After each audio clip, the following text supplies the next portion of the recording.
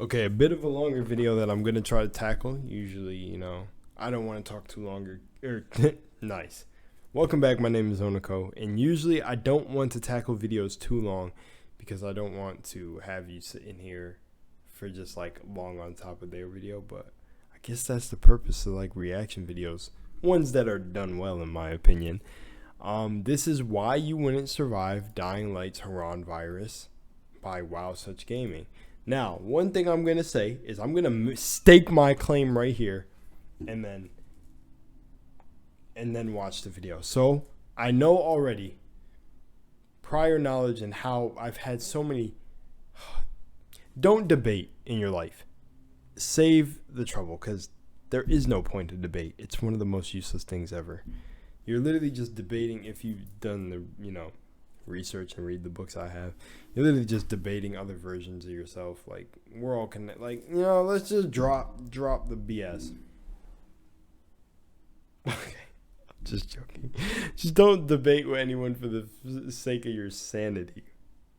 What am I trying to say? Anyways, let's get into the video. But right before we begin, I know one of the claims he's going to make too is people who watch movies think that it translates over to how it actually is. And I know that this has to do a lot with action movies, especially zombie apocalypses, because I know if you have a group of friends or bros, this question always comes up. What are we doing in case of a zombie apocalypse? Well, for my group of friends, some of us, well, I have a close bro, so I know we're either making a group of people collected, but we're all trained, for the most part. Every single one of us athletic, martial arts background. My friend MMA background, supposed to have a fight, and yeah, martial arts. I'm weapon trained.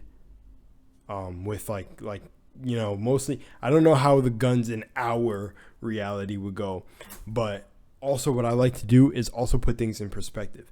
If we were I feel like if we were plugged into the game, like we're plugged into Earth, like if we're plugged into this game inside this game, and we were the Dying Light runners, that'd be a different story. Because if we were in the context of the runners and had the grappling hook like Kyle Crane, I know everyone wasn't Kyle Crane, but I mean, if we're dropped in the society that is the Dying Light world, then yeah, of course we would survive, and this entire video is obsolete. But now, if I'm gonna see where he's gonna go with this, so let's go. Taking a throwback to the We got a long one. Get popcorn. first episode of Why You Wouldn't Survive series and answering a recurring question in the comments section. What is this? Taking a throwback to the very first episode of Why You Wouldn't Survive series and answering a recurring question in the comments section. Do people really think they could survive this? Well, let me just say there are a lot of people out there who, because they have... Oh, also, I have to stop you again to say this. I'm not saying my background and my friend's background, or my bro's background would garner that we survive a zombie apocalypse, but I'm saying we're very calculated, overthinkers, like analytical and stuff like that when it comes to combat strategy and a bunch of stuff that we had to think about because honestly, the world that we're in. But we also let it go because, man, I can't add too much of the knowledge that people don't study or it's going to be a war in my comments. So point is honestly nothing really matters. There will not be a zombie outbreak. Let me be wrong. Please, I want to be wrong about that. But I feel like due to our backgrounds and, just the egos and shit we've been given in this life would keep us alive for quite some time. completed the campaigns of all these video games on the hardest And parkour. I've been parkouring since I was a kid. difficulties. They think they have the know-how and fortitude to survive. Much like a That's high a schooler fact. who thinks joining the military will be easy peasy because they are max prestige That's a on fact. every Call of Duty to date. Video game skills and watching related movies do not translate well. And I actually have a cousin who's in the military right now. I've actually had multiple, and they all say the same. Technically, it is your perspective, because if you go in with the mindset of this is easy, then you get a reality reflected to you that it is easy. With this next Though I know they boost up their expectations like it would be wild easy, but universe, we are beating the zombie horse even more and dashing everyone's hopes for survival. Zombies are generically stereotyped as slow, dim-witted, and in all honesty, I know, and I love doing that because it's me, but I know he's talking about the general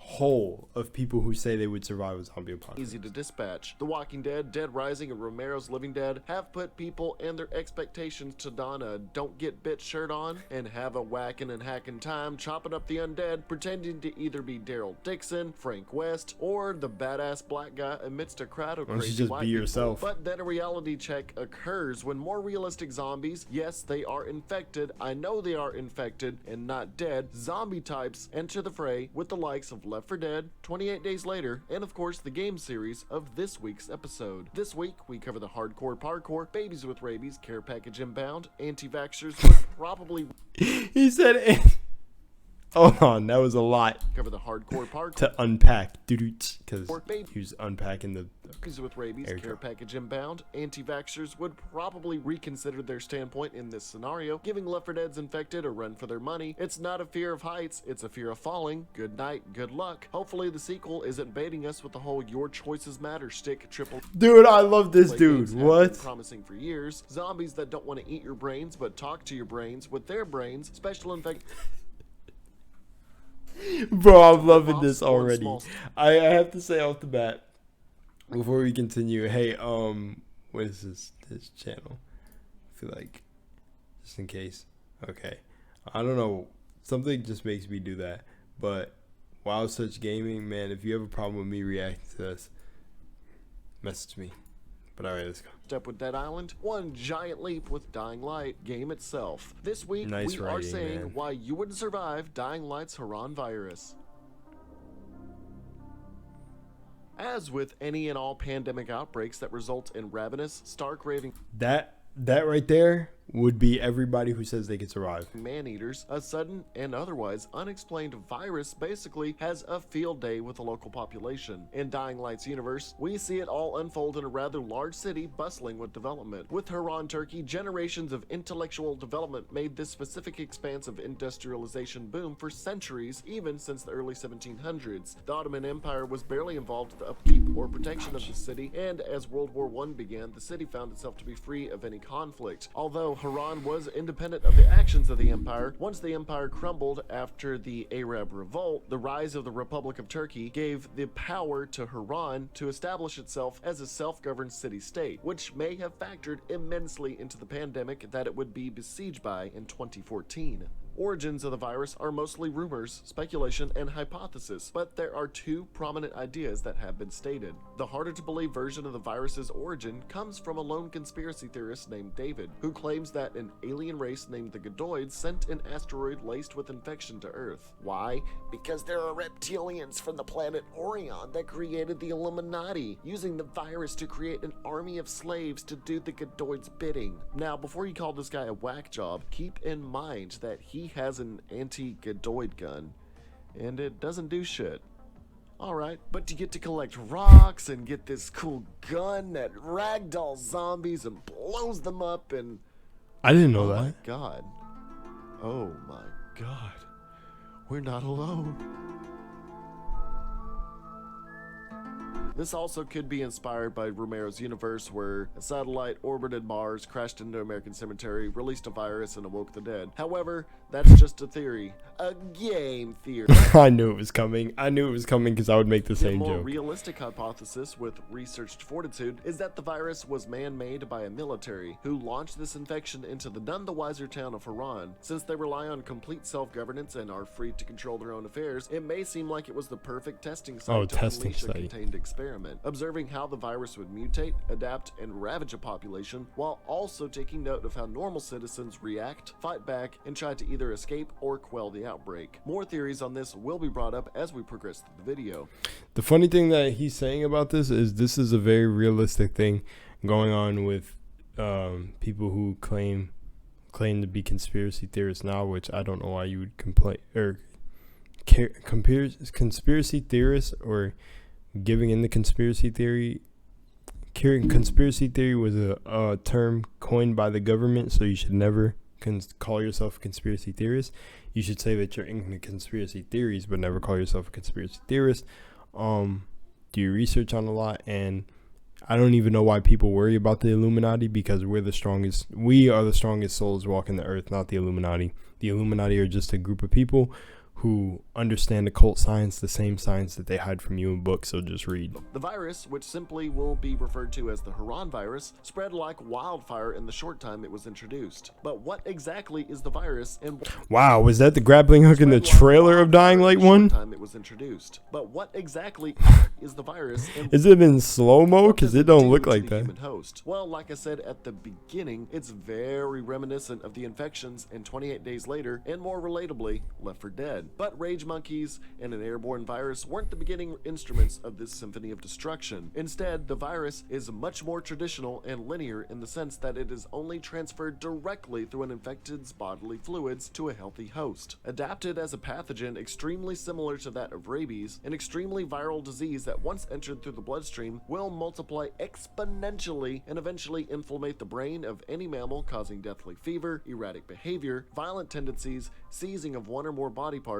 irrational confusion or paranoia, passing out, and even a fear of water. Although this spread could be prevented if the bite occurs on the arms or legs, resorting to amputating the afflicted limb right after being bitten within a reasonable amount of time. The main cause of its spread is due to the virus manipulating the host mammal to become overtly aggressive and attacking in the primitive form of biting and or scratching. The rabies virus will then easily transfer through the victim's nerves or saliva. Although rabies can take a wide range of time to fully infect and incapacitate the host, its symptoms are too prominent to ignore, although it may be mistaken for other diseases. Once it has been correctly diagnosed, it can be treated fairly easily, if done within the first 10 days of infection, with proper vaccinations in a 14-day round of doses. But in most cases, once neurological symptoms have arisen without vaccinations, it is fairly certain that full infection will follow. The Harran virus borrows from its sister pathogen, and the contraction process is much more streamlined, seeming to reach the neurological state. See, I never understood putting your, like, in zombie things, when I see them put their hands so close to their face, like, look. Like easy bites. I never understood or days, the time frame varying with the DNA structure of each individual host, a much less forgiving schedule than rabies. Once bitten, cut deeply, or injected directly by the virus, the victim will experience bouts of exhaustion, blurred or double vision, and seizures. After a while, their skin will become extremely pale, their face will become more sunken in, and their body will appear to be suffering from malnourishment. To prevent fully succumbing to the neurological defects of the virus, the GRE made suppressant antizin that can nullify the process entirely. But as Dr. Zier says, suppressant. It's called antizin. Suppresses the symptoms. Here, sit. Antizin postpones the inevitable. Much like the Zombrex in Dead Rising. With how rapidly the infection spread, Harran's Ministry of Defense quarantined the city, bombing all outgoing bridges and walling off or caving in any tunnels in and out of the city. The GRE Global Relief Effort, created in reaction to the Harran virus in a somewhat form of conjunction with and against the Ministry of Defense, a humanitarian relief organization attempting to aid those within the quarantine areas of Harran, from developing the antizine to flying C-130 Hercules cargo planes to airdrop supplies to the victims. However, it is discovered that later down the road, the GRE do not wish to stop or cure this disease at all, but to discover a way of weaponizing it to sell it for a fairly fetching price, most likely to whichever government or terrorist organization bids the highest on it, which may show the organization may have been behind the outbreak from the start, considering they were the ones who manufactured a temporary cure to the disease and sent in an agent who was ignorant to their true intentions and in order to execute Suleiman, creating the suppression of antizine in order to temporarily cure those afflicted with the Harran virus may have also been a clue to them being the culprits behind the outbreak, just in case. Okay, if this is story, still more story, I'm gonna skip because it just sounds like he's explaining the story. Personnel had been I'm gonna speed it up. kind of like Crane, while also trying to seem innocent with frequent antizine drops into the quarantine zone. The virus itself can be killed when it's directly exposed to ultraviolet radiation or even sunlight, but that is only in cases of being under a microscope. If someone is bitten, the virus will act too fast and spread through their bloodstream enough to not be fully affected by the UV or light exposure. However, this weakness to UV rays and sunlight resonates in the infected, as they either are less aggressive during the day or avoid daylight in general and become nocturnal, and can be repelled by any UV producing lamps or lights, as it will cause them pain and disorientation. It's because of this natural enemy that the Harran virus infected have adapted to existing mostly for the night and utilize a new sense of night vision to easily traverse the darkness. If the virus is allowed to run its full course, there is no going back. Your brain will enter a state of decay and your motor functions will Nice. still be highly active, but way out of your control. Although not widely known or experimented on at this point, depending on the host, the environment and possible erratic mutations fluctuating with the virus will transform your body and mind into one of several variants of the Harran virus's living fight-or-flight guinea pig. The earliest and most common stage of infection is the viral, forcing the host to become excessively violent, as will most of its predecessors. They will launch a full-scale attack at anyone around them without any restraint. In 30% of these cases, the victims will pronounce coherent human dialect and try to communicate with those around them. Unable to control their own bodies, begging others to either run or mercy kill them before it's too late. Kind of like how the Flood take over someone, as well as some people that are infected by the cordyceps brain infection in The Last of Us. They will run at full sprint whenever pursuing the healthy, but will not bite them when they finally reach them, attempting to punch and kick a victim to death instead, showing that they are completely feral but will not succumb to just biting a victim. They, like all their brothers and sisters, are also attracted to loud noise. The viral will eventually start to decompose and turn into their slower counterparts, the biter. Although sluggish and more of a traditional zombie, just like its namesake, will seek to bite survivors to infect them, mainly probably due to their brain decaying, not completely dead yet. Daylight severely limits their motor skills, as it seems more of the virus is prominent and prone to be affected by this natural enemy. At night, these limitations are withdrawn, giving the biters more mobility and an increase to their aggression and threat level. Some biters will retain the knowledge to fight beyond a bite, and will either slug survivors with a powerful right or left hook like the bruiser, or even further with the goons. Possibly mutated from men of bulkier physiques or sporadic production of growth hormones within the human body, goons will retain the know-how to use basic heavy melee weaponry at full force to crush survivors, although the downside to all that bulk is... Okay. However, these are just the basic forms of the infection. Much like a common infected in Left 4 Dead, while you are attempting to run from basic zombie archetypes, He's just he's really breaking down. their mutated forms will slowly begin to pop up left and right, causing varying levels of danger and, in some cases, curiosity. First off, the bomber will have had its front torso corroded through, probably by stomach acid, and most of the organs on full display for any passerbys, possibly caused by the Harran. Crane should have died here. He ducked behind a fallen locker. I died by them so many times. Virus accelerating the stomach acid production enough to where it eats through the lining and melts the skin. The acceleration of cells by the virus may also be overclocking the body in general, and the stimulant either caused by being around a survivor or having a concentrated source of light on it may cause the bomber's body to hit critical mass and explode, sending sharpened bone shrapnel in all directions, potentially knocking back and killing nearby survivors. Creatures like the toad, no not you, can be found mostly near ocean fronts and bodies of water, possibly with their deadening tissue absorbing high amounts of water, giving it a bloated appearance. Their stomach lining has mutated enough to repurpose itself as a long-distance cannon. They will lob balls of acidic phlegm at their prey to dissolve them or severely burn them from a distance. I feel like I've heard this before. For some reason, those in security and adorning riot gear will adapt to mutations in a different way than others, although it is said to be developed from a failed experimental strain of the Harran virus, the specific infected becoming tank-like and charging at survivors with slow but reckless abandon. The Demolisher. If this guy feels like he is not capable of ramming into the survivors at close quarters, it will find and hurl debris at them in order to incapacitate them from afar, showing moderate levels of battle sense. This sounds familiar too. These may have been among the first infected that researchers slapped riot gear on to make them more That's right. Yo, I said the same thing. resistant to damage, and resilient they are, being able to take large amounts of heavy ammunition to just about any part of their body until they finally tumble over, while direct combat is not advised. For once in a zombie outbreak, children are showcased, and they are definitely not safe, becoming screamers. While not an immediate threat, they will wander about crying to themselves like a witch, and when spotting a healthy human, will scream at a high enough decibel. He just said it. He didn't even bring it up. He just said crying like a witch. Disorient the survivor and attract its adult cohorts to converge on its location. They are commonly found in either their homes, schools, or familiar places by themselves to lure in gullible survivors, much again like the witch from Left 4 Dead. While the game only allows you to hold them and snap their neck, you should be able to pop them with a good shot to the cranium. Interestingly enough, one type of infected called Bolter will not engage survivors in any form and will actually run at an almost cheetah-like speed to escape. Mutations possibly strengthening its leg muscles to produce running speeds that high. Covered in almost tumor-like growths, this infected does everything in its power to bolt when spotted by survivors. However, they will observe people for however long they can until they are noticed, depicting some kind of observational intelligence. They can alert nearby zombies by yelling, similarly to the screamers, but not as loud or frequently. When not startled, they will prey like vultures and eat any dead decaying. Okay, so basically what I've gathered so far, and I don't mean to just completely be watching the video, but I'm trying to hear when he gets to the argument why you shouldn't survive. Literally, his argument to why you shouldn't survive is literally the types of zombies that exist. You wouldn't survive most of these zombies type because you probably wouldn't know how to fight them. I don't know. You would have to do a lot of observing, seeing a lot of other people die, the monkey see, monkey do thing. Well, that would mean like a lot of people just continuously do the dumbest shit that the other person that was doing dumb shit is gonna do. But so I'm assuming his overall point is you're not going to survive because of the types of zombies that exist right now. By others, so they are dangerous in the fact that they can rally more infected to your area, dip out, and return to eat your dead body if it doesn't turn. Giant and more savage variants of these types exist as freaks of nature as well, leading smaller, weaker versions of the zombie types to spread the disease and can cause more chaos, destruction, and take a lot more damage. But things only get worse as night draws near. With the sun no longer out to suppress the strength and aggression of the zombie hordes, the most lethal forces of the infected ranks will emerge and take chase. The Volatile, the iconic infected in the franchise, is a veritable conglomeration of every infected type as well as the mutations that led to their creations. The Volatile, utilizing the strength of Goon, diluted but still affected speed. He said it's a It's a combined version of all of them. A veritable conglomeration of every infected type. It's a conglomeration of all of them. It's not necessarily true. The volatile can't spit at you. Doesn't throw anything. As well as the mutations that led. But it's a combination of the bolter and the regular, like, running zombies.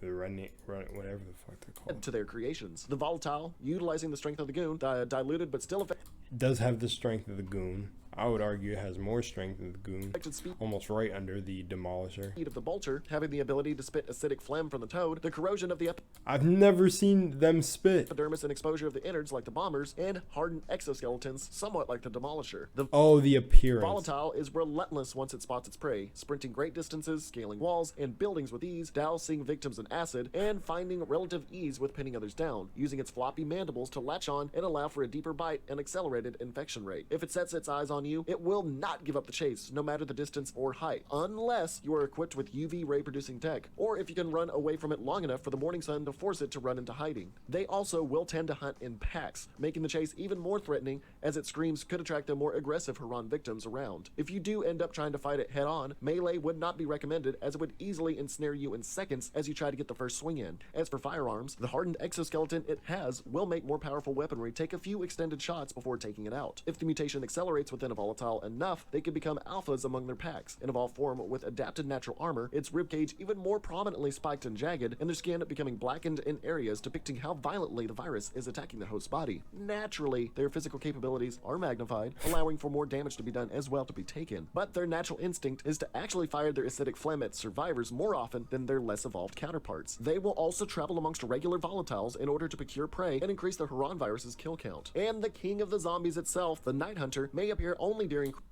Okay, the one thing I have to say is I did not know they spit acid. I've never seen a volatile do that. They can do critical that? conditions, as it was never really seen in the main game or story, just the multiplayer be the zombie game type, with the ability to adapt and wield a litany of powers and abilities ranging from hunter pouncing long distances, spitting toxic goo at long ranges to engulf survivors like the spitter, charging through enemies, vomiting on enemies, and bringing They said the Night Hunter is Crane. Is that true? in infected But if this was a zombie type, that'd be ridiculous at night. reinforcements by smell as a real boom, and to ensnare enemies from afar with its now weaponized innards, and be able to tank damage and swipe you down in a witch hunt. Basically, it's just every single one of the special infected slapped together in one body. Let's just hope it doesn't try and hump your head to finish you off like the jockey. But how exactly does it come into existence? The only real conclusion that can be established for the creation of this overpowered, hyper-mutating Left 4 Dead clusterfuck, spoilers ahead if you haven't played the following DLC or Dying Light. But if you choose the option to not nuke Harran and everything around, Kyle Crane will attempt to return to his friends with a cure, but be forced to drink said cure by the sentient volatile known as the Mother. I'm about to hit you with some conspiracy-ass stuff leading towards the military theory I spoke of earlier, but the wife of a Harran colonel named Jasmine attempted to use the so-called cures. However, the vials of these so-called cures were actually further government experimentations to weaponize the virus, leading to her transformation into the only known sentient volatile to this point, capable of rational thinking, human behavior, non-violent tendencies, and interestingly enough, telepathic communication, implying the virus does have psychoactive capabilities. Look at my face. There is no medicine. You want mankind to become what I am? Listen to my voice. How about no? However, when night draws near, the virus will take full control of a sentient volatile, blacking them out of their critical thinking and becoming just another feral hunter that will attack until morning draws near once again. Labeled the Mother by those who found her as a religious deity who walks between the living and so-called dead, cults could be established around those subjected to the weaponized cure. Plus, if the army were to find some willing subjects, who would know, maybe we would have these sentient volatiles in the battlefield. If you decide not to nuke Harran though, which is what I usually default to as the only choice for most of these why you wouldn't survive scenarios, the Mother will force Crane to drink the weaponized virus, eventually transforming him into what audibly sounds like a volatile.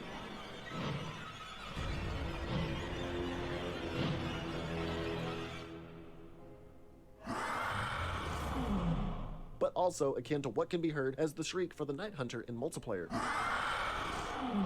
Yeah, okay, see, yeah. It's viable to assume that battle-hardened, mentally stable, capable, and overall well-rounded, healthy humans subjected to numerous occasions of being bitten or exposed to the regular mutating virus, conformed to the weaponized serum, could create what the Night Hunter was. Kyle Crane had been attacked by every infected type up to that point, so True. a strain of each of their mutations could be dormant within his own system. So if we somehow have a Kyle Crane type, or even a Master Chief, or dare I say Doom Guy type, if they are A Doom guy? Subjected to the serum in any way, we could be ultimately be boned by just one god-tier zombie.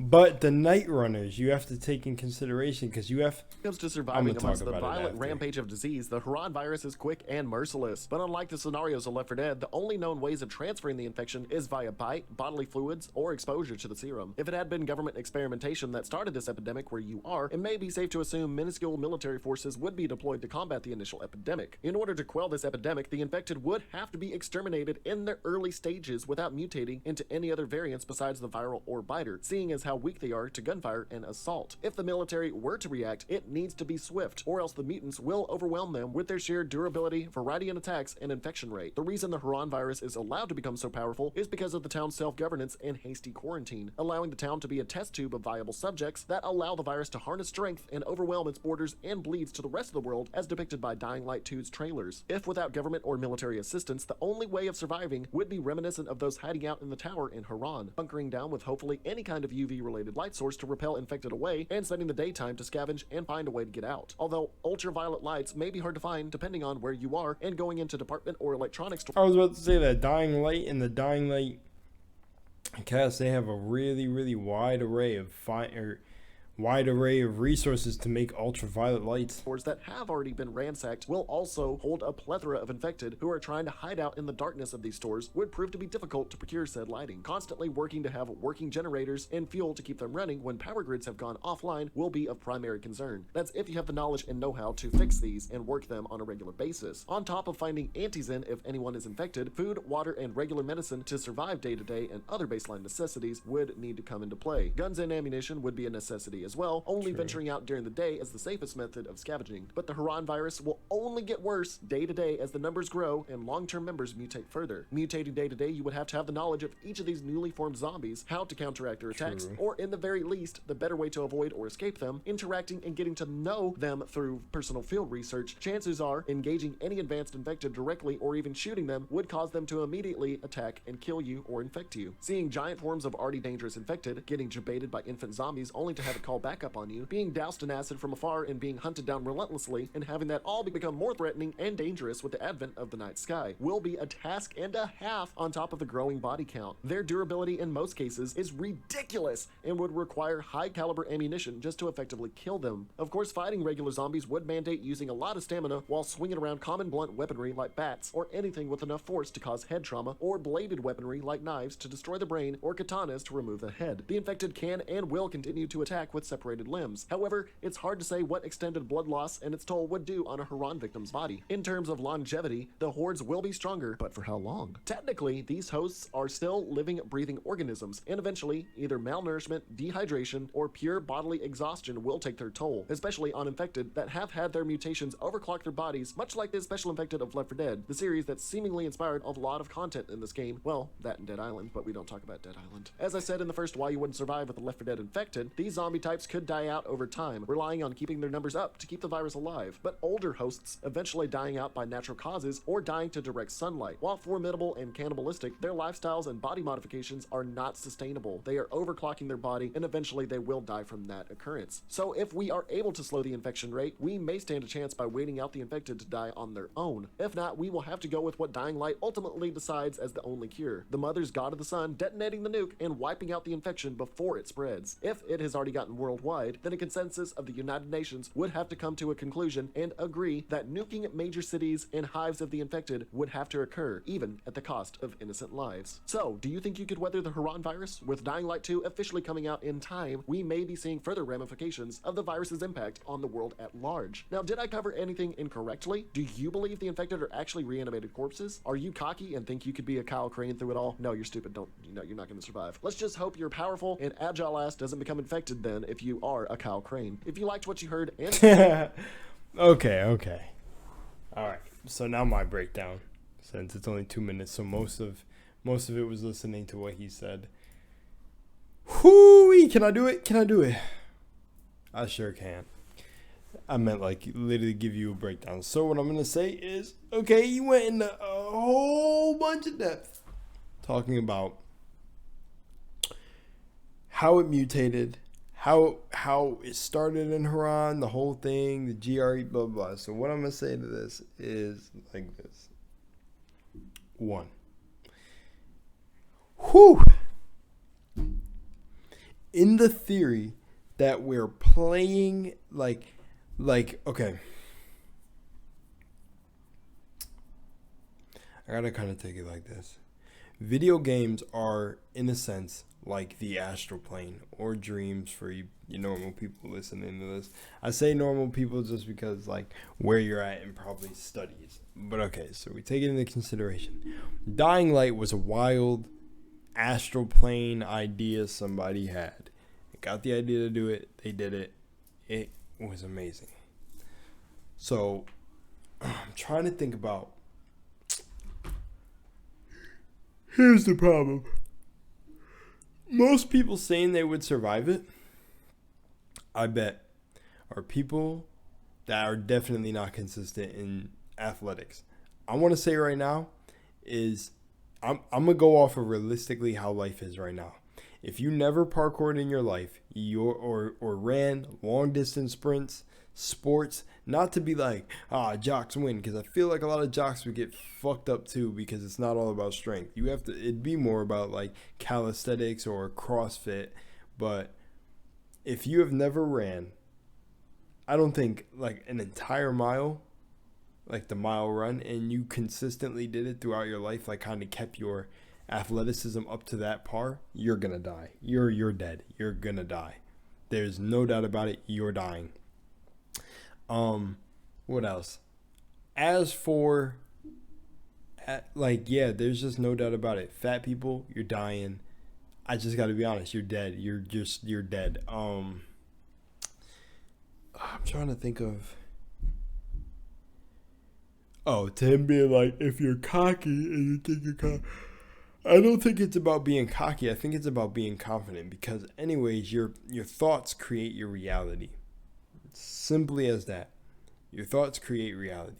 So, if you therefore really think you're Kyle Crane and you think you've got, the backing to survive, it would best your chances for having a good mindset anyways. But if this is just some false cocky thing, then yeah, you'd probably be one of the ones to fall very quickly too.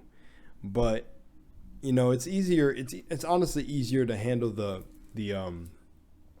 fictional side of this than the realistic side, because the realistic side is just like, look, if you're athletic and you have any combat experience or just like, which a lot of people don't, because a lot of people just follow the crowd and do what they're told. This would be a situation where the leaders are really gonna pop out and stand out. That is like, I feel like one of the things that zombie stories get to blow up the most, like impact, like make it one of the most focused aspects of a story, is that you're going to see who the leaders are immediately, because one, a lot of people who think they can take this leader role and do all this shit in real life are a lot of followers.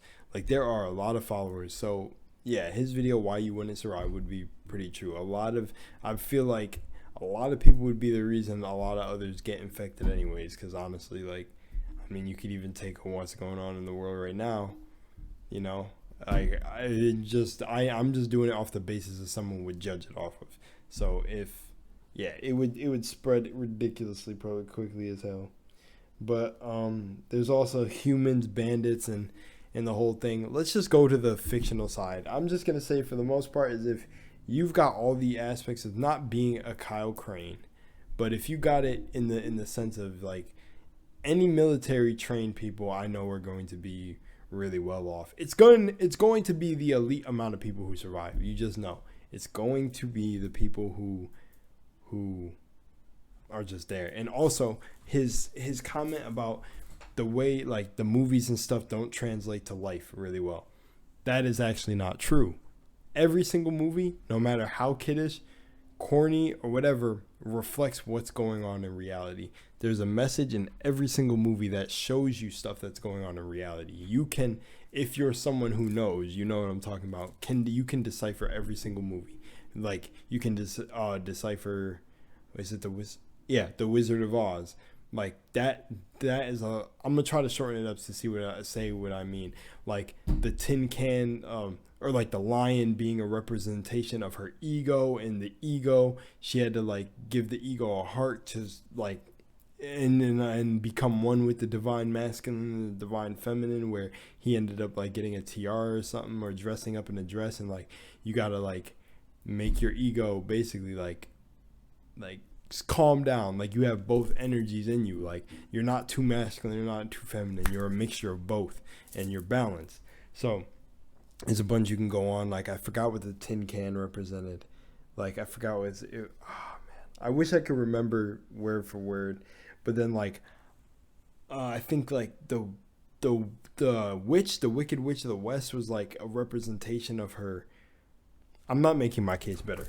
Anyways, point is, I've done it a long time ago, but every single movie does correlate to something that's going on in real life. The Walking Dead is almost like priming people for, it was almost like priming people for what happened recently. You know, how this could have been like a test. Like this whole thing, I'm not saying conspiracy theory anyways, but I'm saying like you talk about Harran and them, or the GRE trying to militarize the virus, and then you see what happened in the real life, and now you see how everyone reacted to it, and they made a war among people. No matter if you were an anti-vaxxer or a vaxxer, they made a war among people, which would happen in a scenario like Dying Light. If a real zombie infection happened, it'd be crazy. You'd have people raiding stores, raiding supplies, going absolutely nuts, and only people with the sane mind, I feel like, would survive. Everybody else would just be like fodder. Sad enough to say, but that should wake you up to the realization that you should be more independent and actually keep these things under your belt if you want to, because ultimately I don't think that's the goal of life. But if it's your goal of life, then who am I to say that? But now getting to the more fantastical, the fictional part of this is, okay, you look at the survivors and everything, you look at Old Town and how all the stuff was, you know, on buildings, the bases, yada yada, and all that grand stuff, right? If we're speaking in terms of being in this game, like in Dying Light, there'd be a lot of survivors then. It seems like anyone could really be like a runner. Don't know how long you'd survive, but 4 survivors took on, usually there's also people who 1v1 the Night Hunter. I've seen some cracked people do that. But to say, like, you know, in a sense, our physical body is the vehicle for the soul. The soul is the observer behind. You're not this. This is just your player, right? Your avatar. For some people, it's their avatar. For some people, you're actually stuck here. But going back to Dying Light and not getting esoteric, in Dying Light, you become the observer, and like Kyle Crane is your player, right? And I kind of wish that because I guess it's harder to make a story. Well, I feel like a story based on like, if you had like a nameless protagonist and you got to create your character in Dying Light, and then like you affected the world, it'd be like your story, but it's tied to a person. Like we're playing a character named Aiden, and then we're gonna see his effects on how the world, you know, take place, which still works. It's pretty cool. But that's Dying Light 2. But in the world of Dying Light, if we were literally in the game, then you would have to put into perspective that we would have the athleticism and stuff as these characters, and also the grappling hook. Also, I know if you're playing the game, all Dying Light people know this. We got to hit this with a realistic thing. Yo, I can get so many guns. I can get an entire inventory of guns. Like, it's not really that scarce to get guns and ammo. Like, I don't know. I'm just being realistic about that. It's really not hard to get guns and ammo and shit. And yeah. And also having like the knowledge to craft. Like if we're saying like, you know, there's other night runners like Dying Light 2, and even that one, they talk about night runners or people who go out at night or make runs at night. So technically you're not just being Kyle Crane. There's other people that are, I guess, on the level of Kyle Crane, but we're only really introduced to Kyle Crane because he's the main protagonist, so you don't get introduced to other people that could be making night runs, which would have to be just as skilled as Kyle Crane. Then when you play the 4-player mode, which is a 4-player online mode, there's not 4 freaking other dimensional Kyle Cranes working with the same Kyle Crane against a Kyle Crane that's a zombie.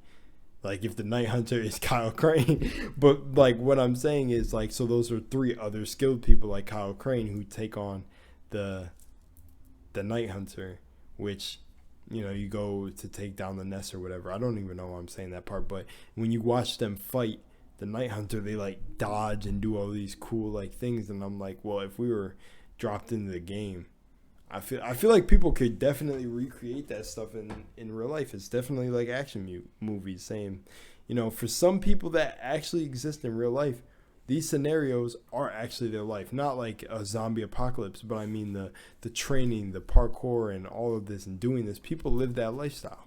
Me, I don't get up and parkour every single day, so my chances of survival, I don't know. Usually when you've learned something, like my martial arts background, I've learned it. I'm not constantly they're tools, so I'm not, you know, if you don't use the tool for a long time, the tool doesn't become bad. Your knowledge just of the tool starts to diminish, but it's very awakened very quickly, especially in pressure, you know, heightened pressure situations. The skills can easily wake up right again, you know, instincts. So I don't know, but yeah, for the perspective of if you were dropped in the game, you would have a more chance of surviving unless this was real. But I feel like, again, ooh, that hurt a little bit. God, my nose just itched like my nose is dry. It's like, damn, I gotta make sure I wash that. Shit, dude, my nose itches. Like, I don't know. I gotta take off this hoodie, but let me just say it like this. If you were dropped in the world of Dying Light, you would probably be, you know, trained, do stuff to, you know, like, it's just like, it just depends. I feel like I would survive. I guess that's the point. I would survive. I feel like other games, Left 4 Dead, I don't know. It just depends. It just depends. I feel like I'd survive. I feel like feeling like that I would survive. I would have better chances. I'm not cocky or anything. It's just that we don't know the types of zombies we'd get. You know, also, you know, like, because this question I feel like extends to, you can extend it to, would we survive a zombie apocalypse? Anyways, well, it really depends on the types of zombies you get. I feel like the zombies from Left 4 Dead are a bit more dangerous than these ones.